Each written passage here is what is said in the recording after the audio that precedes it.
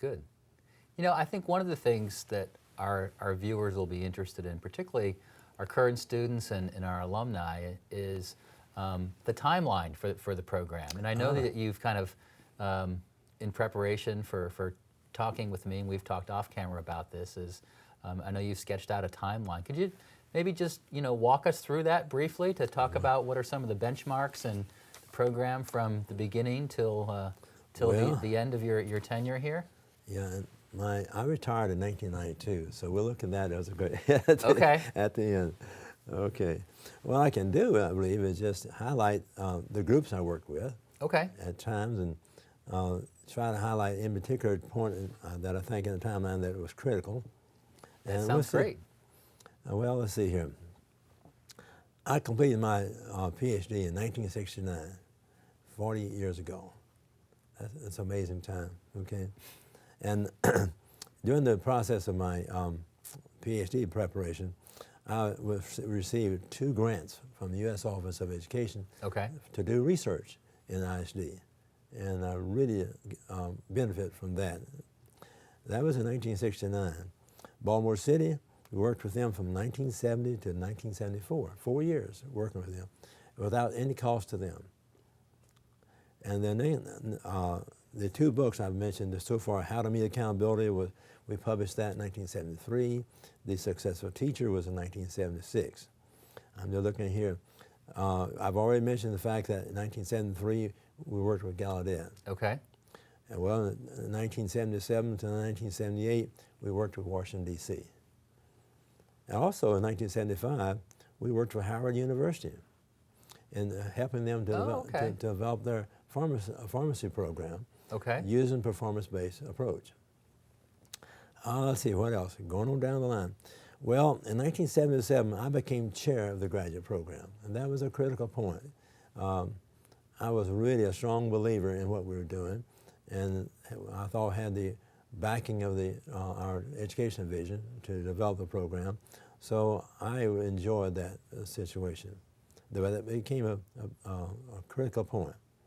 Also, there's another group called Kale, Council for Advancement of Experiential Learning. Okay. I'd like to come back to that just in a few minutes and talk more about that. Still flowing. Here's something that occurred. Let me back up again. We have Kale, and I'll talk more about that. All right. And then there was also FEMA, and everybody knows who FEMA is, okay? Federal Emergency Management. Yeah, I'll tell you about that in a moment. I'm going to go ahead with the timeline. Okay. And then come back. All right. That's great. I worked with FEMA with 1979 and 1980, and then Westinghouse 1980 to 1984, and then in 1984 on campus something occurred which I thought was very important. Up to this point in time, all students, whether or not they're going to become trainers or they're going to be teachers in public schools, they all were joined together in the same courses. Okay. In other words, it'd be a course X, we'll call it. Well, the students would be from both training field and also from public schools. Okay.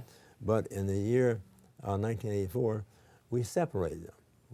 We have a course for ISD as applied to public schools, and we have another course as ISD applied to the training field. Okay. Critical point, because the training field took off in terms of focus. The examples that we had fed the training field, and it just grew in terms of students' application. And at the same time, the public schools also grew, but we just used different examples within the different classes. All right, that was in 1984. And now, then the CCEU, the Principles of Good Practice, I'm going to be coming back and talking about that too. All right. Let's see here. We've already, let's do this. Then we've flowed on and continued to do a lot of consulting work, extensive work, until 1992, when I retired.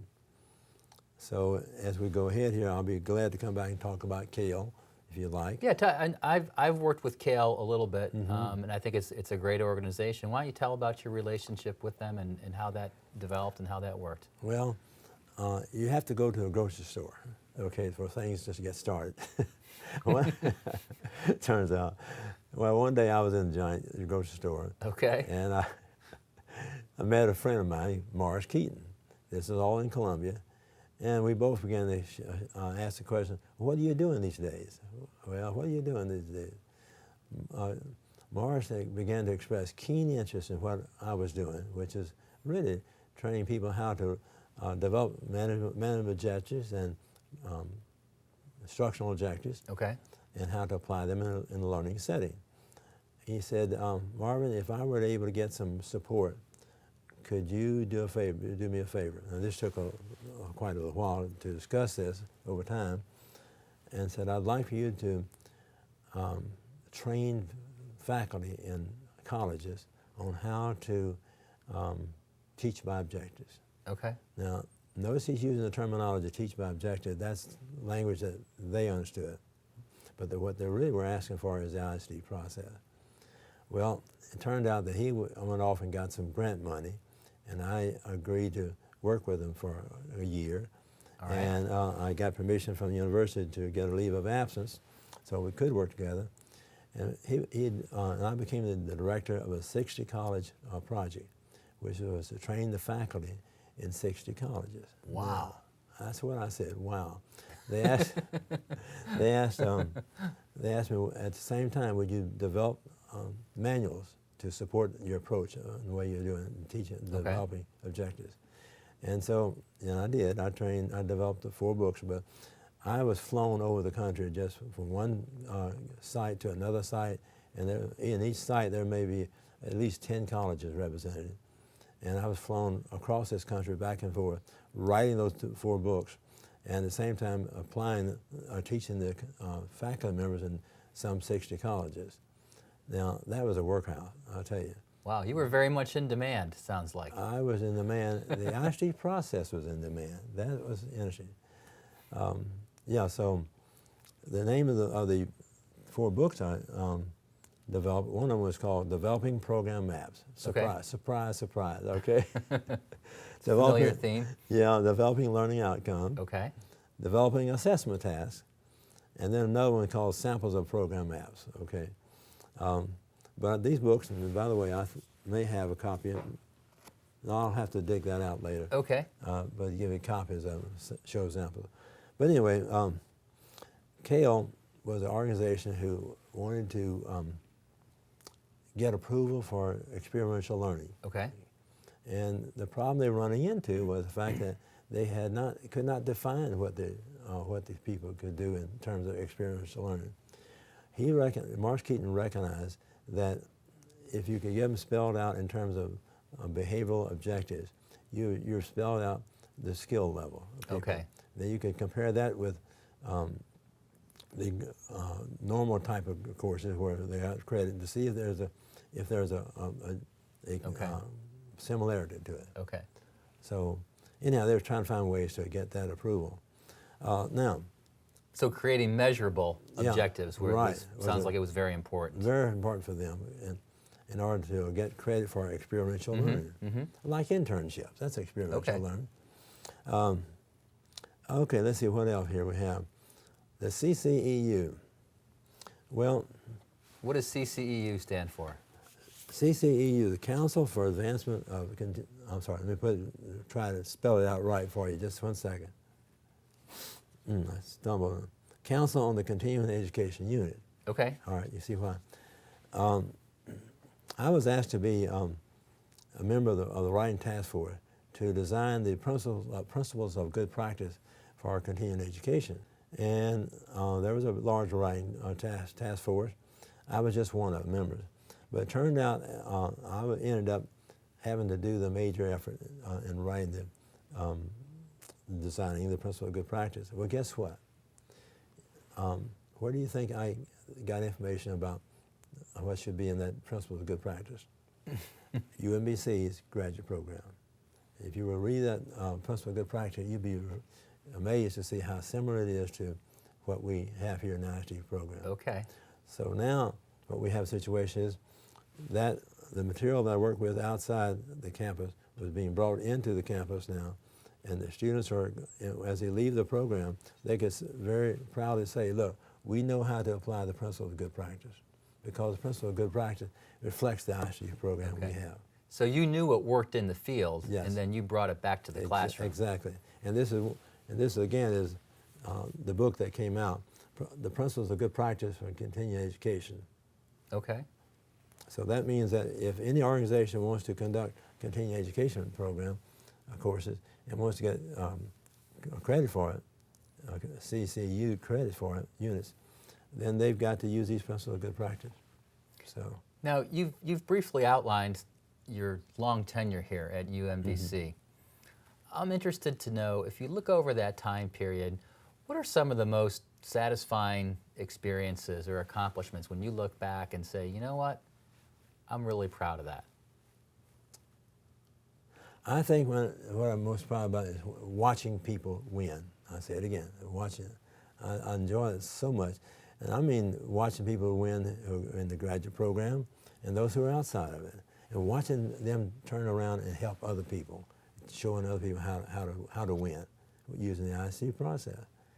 And I enjoyed watching students in Washington, D.C. benefit from the work we were doing with them.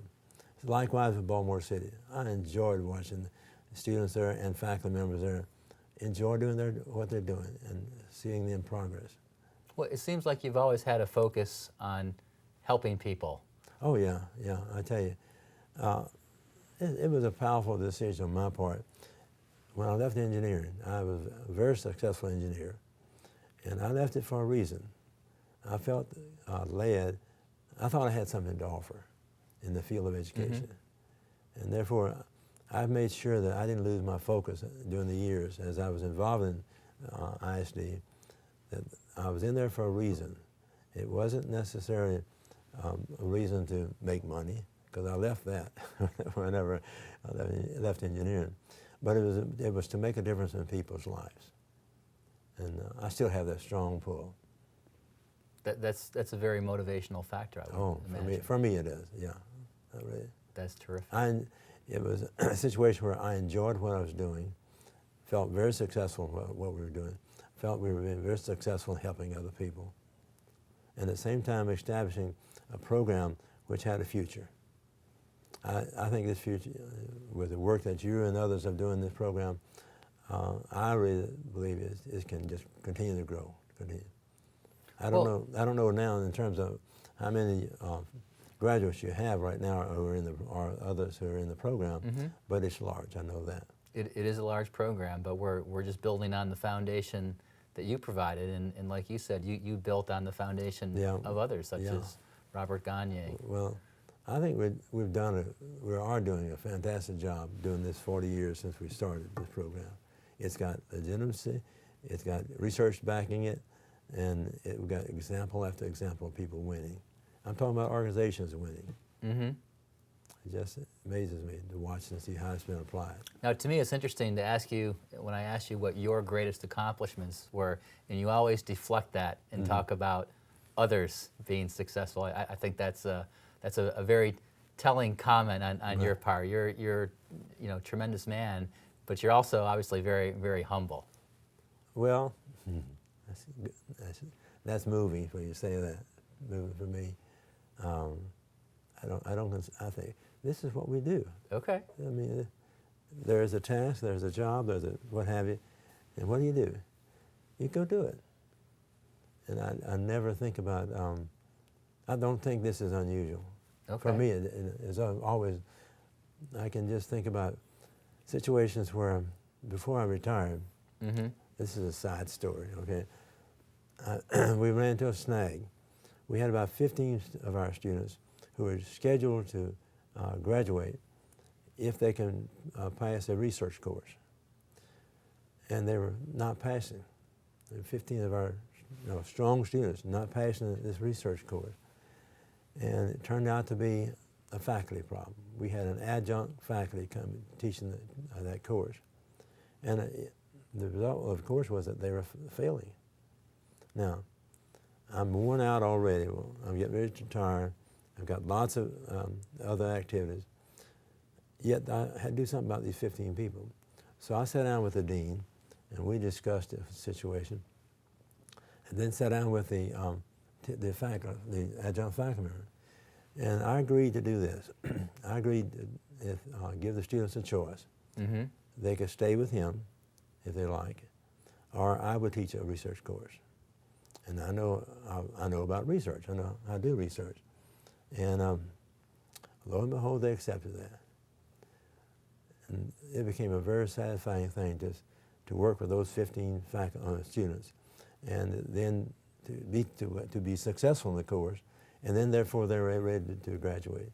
It's very satisfying to watch these people walk out and get that degree. Oh, that's great. That's a great story. And for me, that's what you do. You see a situation and you go do it.